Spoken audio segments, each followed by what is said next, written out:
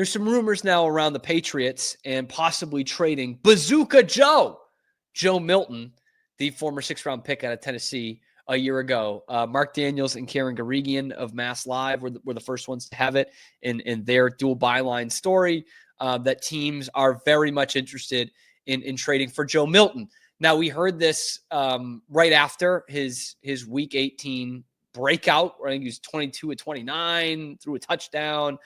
That meaningless win, actually very meaningful win over the Bills in not a very good way. It's very meaningful that they now have the 4th pick instead of the 1st pick.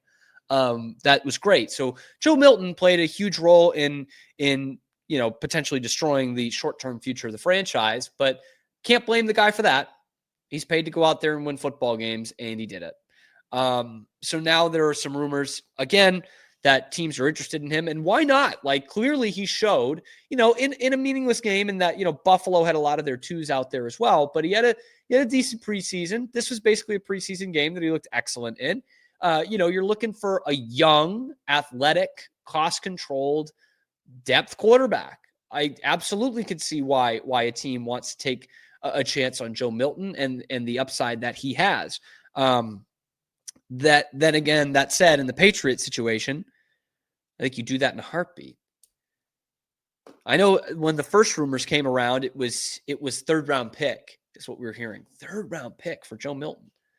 Like, you do that in a second.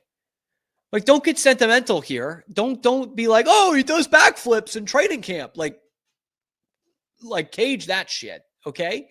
He's a guy you spent a 6th-round pick on last year. He played 1 regular season game.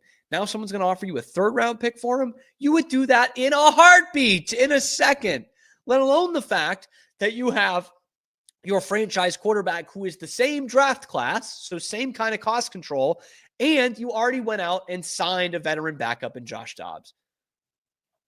If Joe Milton's on the roster in August, it's whatever. But there's no real reason to keep him on the roster if there's genuine trade interest there.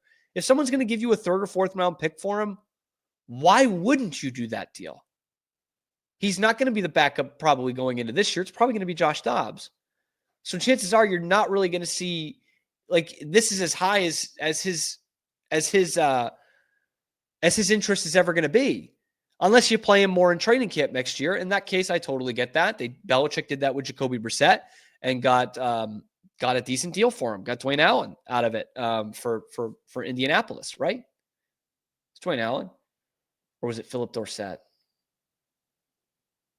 It was one of those guys that you got some decent return there. You got a roster player in return for a guy who was not going to see the field for you. So maybe that's the case they go, but like, don't get too attached to Joe Milton here. Okay. He's obviously super athletic, nice story. Seems like a good kid, but if you're going to get a 3rd-round pick for him, that's easy money. Because in the 3rd round, you could, in theory, actually get some help for this team. Now, I say in theory because a lot of teams would be able to get someone who could help next year's team in the 3rd round. But based on this regime and their draft last year, you drafted 1 impact player who was the slam dunk number 3 overall pick in Drake Maye. One impact player who made his first start, 6 weeks into the season?